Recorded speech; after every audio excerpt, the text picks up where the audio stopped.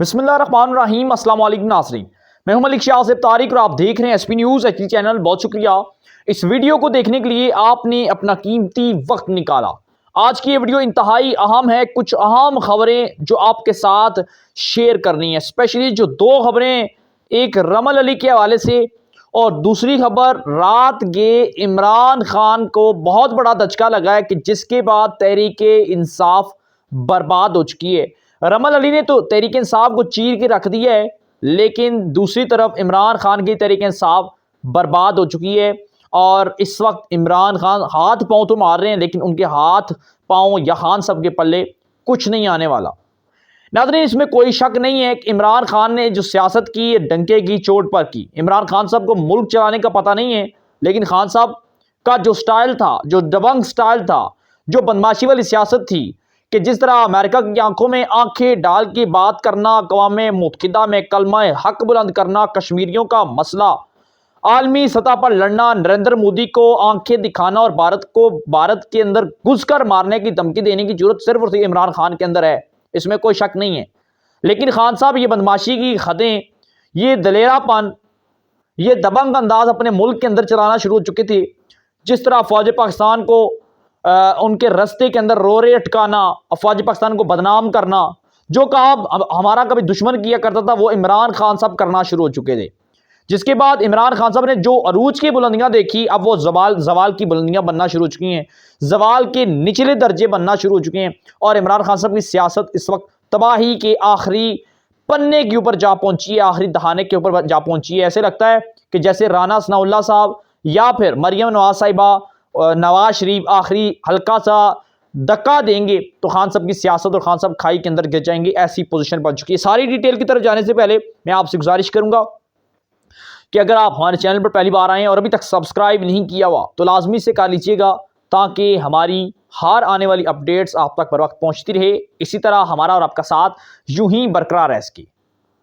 नजर कराम, हमारी कोशिश होती है नई डेवलपमेंट जो हो वो आपके साथ शेयर करें। डेवलपमेंट में सबसे बड़ी डेवलपमेंट यह है कि इमरान खान साहब को जिस तरह फवाद चौधरी छोड़ कर गए, जिस तरह यास्मीन राशिद शीरी मजारी साहिबा छोड़ के गई, फिरदौस आशिक अवान साहिबा छोड़ के गई, जिस तरह बाकी लोग इमरान खान को छोड़ के गए, फयाजुल हसन चौहान छोड़ के गए, इमरान खान साहब को, तहरीक इंसाफ को और तहरीक इंसाफ के वोट बैंक को एक अच्छा खासा दचका लगा है। फयाजुल हसन चौहान, फवाद चौधरी, अगर ये लोग छोड़ के जाते हैं, इनके दोस्त का, अजीजों का, फैमिली, इनका हल्का बाप जो इनसे बाहर नहीं चलता, जो इन्हें जितवाता है इलेक्शन, वो लोग तो डेफिनेटली तहरीक इंसाफ छोड़कर गए हैं। और तहरीक इंसाफ की वोट बैंक को बड़ा अच्छा खासा असर पड़ता है। आप ये ना कहें कि इमरान खान साहब को छोड़ के जाता है जाए, खान साहब किसी खंबे को भी वोट देंगे तो वो भी जीत जाएगा। अब वो नजरिया नहीं रहा, क्योंकि पीडीएम की हुकूमत इस वक्त जो है अपने आप को और अपनी पोजीशन को इन्होंने मजबूत कर लिया है। जो बजट पेश होने जा रहा है, इसहाक डार साहब करने जा रहे हैं, वो अवाम दोस्त बजट कहलाएगा। अभी बजट पेश नहीं हुआ, पेट्रोल सस्ता, डॉलर सस्ता, आटा सस्ता, उसके बाद घी और ऑयल सस्ते, उसके बाद बाकी जो सिलेंडर गैस है वो सस्ती, डीजल सस्ता, ये चीज़ें आहिस्ता आहिस्ता सस्ती करना शुरू करती गई हैं। उसके बाद पहला बजट जो होगा, ये वाहिद बजट है जो IMF के साथ मीटिंग्स किए बगैर या IMF से कर्जा लिए बगैर, IMF की शराइत के मुताबिक ये कर्जा नहीं है, बल्कि कर्जा अवाम दोस्त बजट और पीडीएम की हुकूमत अपनी अवाम के लिए ला रही है। और इस वक्त जो पोजीशन पीडीएम ने बना ली है, ये अवाम के दरमियान अपनी पोजीशन वो मुसलसल बेहतर करने की कोशिश में है।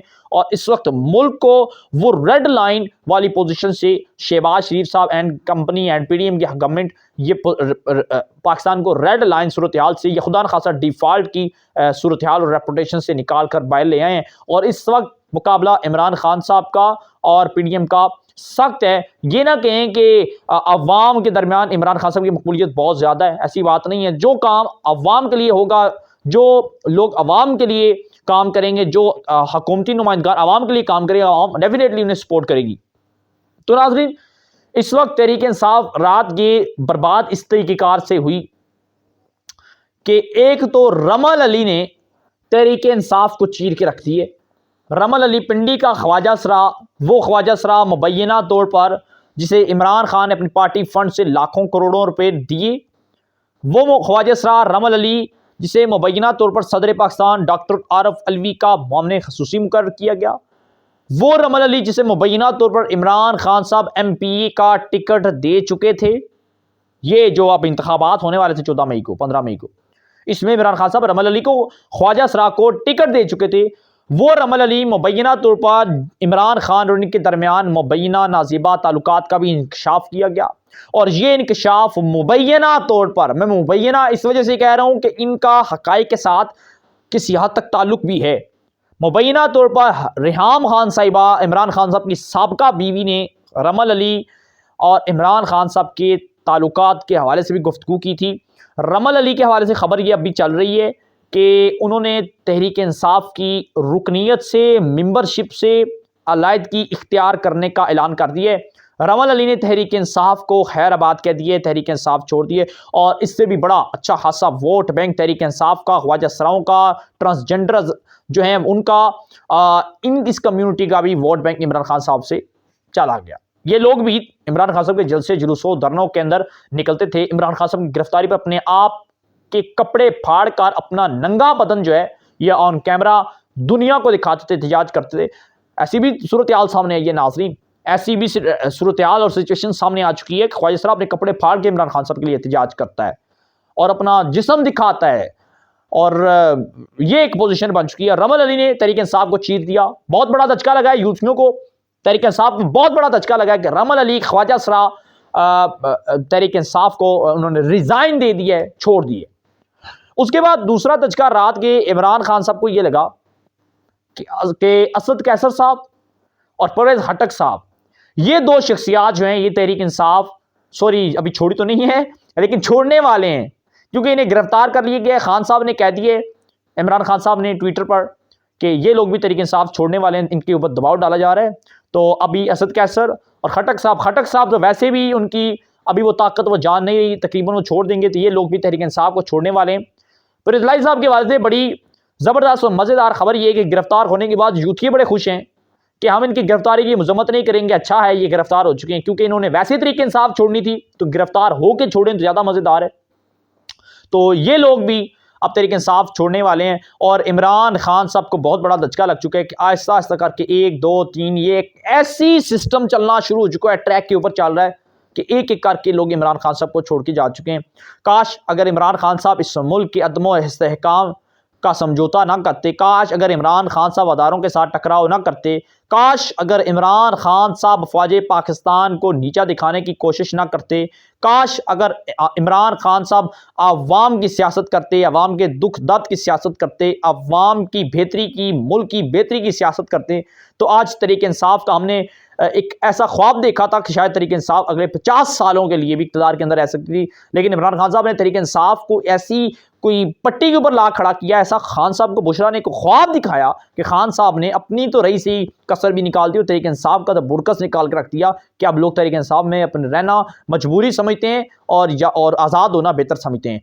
इमरान खान साहब इस मुल्क को नए पाकिस्तान के साथ साथ बनाना तो चाहते थे, लेकिन इस मुल्क के अंदर तो तहरीक इंसाफ नहीं बनने जा रही है। अब ये पोजीशन बन चुकी है, जंगी तरीन मैदान के अंदर आ चुके हैं, और एक नई जमात बनाने के बारे से भी उन्होंने पोजीशन संभाली और तकदो करना शुरू कर दिया। हमारे पास जो अपडेट पहुंची थी आपके साथ शेयर की, क्या राय देते हैं जरूर दीजिएगा। चैनल को लाजमी सब्सक्राइब कर लीजिएगा, बेल आइकन के नोटिफिकेशन को प्रेस कीजिएगा। अपनी दुआ में याद रखिएगा। हामिद शी का इजाजत, अल्लाह हाफिज़।